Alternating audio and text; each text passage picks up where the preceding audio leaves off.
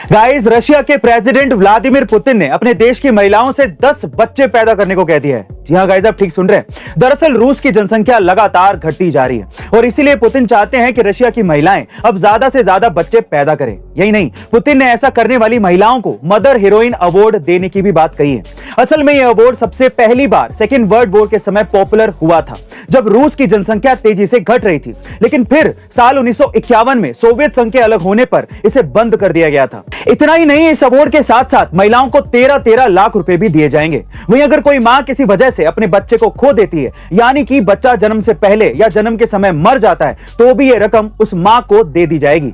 लेकिन अब सवाल यह उठता है कि क्या एक महिला या उसका परिवार रशिया में चल रहे आर्थिक संकट के बीच 10 बच्चों की परवरिश 13 लाख रुपए में कर पाएंगे? और क्या पुतिन का यह आइडिया काम करेगा? कमेंट सेक्शन में जरूर लिखेगा। गाइस, कुछ लोग सफलता को इतनी कम उम्र में हासिल कर लेते हैं कि वो सफलता का स्वाद भी ढंग से नहीं चख पाते, और ऐसा ही कुछ हुआ क्रिकेट के भगवान कहे जाने वाले सचिन तेंदुलकर के साथ। जी हां गाइस, महज 17 साल की उम्र में करियर की शुरुआत करने वाले मास्टर ब्लास्टर ने 1990 के दशक से ही अपना दबदबा बना लिया था और इंग्लैंड के खिलाफ अपना पहला शतक बनाकर वो सबकी नजरों में छा गए थे।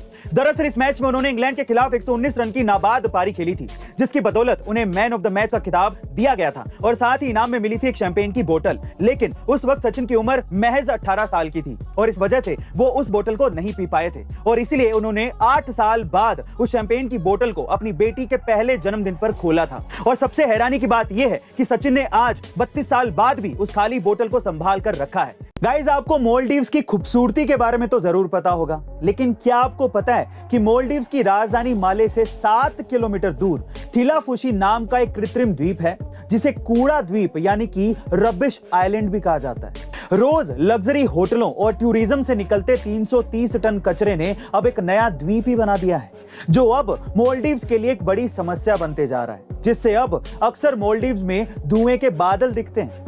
सरप्राइजिंग बात यह है कि पूरे मालदीव्स में जो सबसे ऊंची जगह है वो इन कचरों के द्वीप ही है।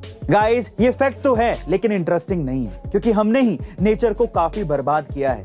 गाइस, सुन के कितना अजीब लगेगा कि नासा मरे हुए कॉकरोच मांग रहा है। जी हाँ गाइस, आप ठीक सुन रहे हैं, और ये कोई आम कॉकरोच नहीं है। दरअसल 1969 में हुए नासा के अपोलो मिशन में चांद से जो मिट्टी लाई गई थी वो इन कॉकरोचेस को खिलाई गई थी, ये चेक करने के लिए कि कहीं चांद की मिट्टी पृथ्वी पर रहने वाले लोगों के लिए घातक तो नहीं है।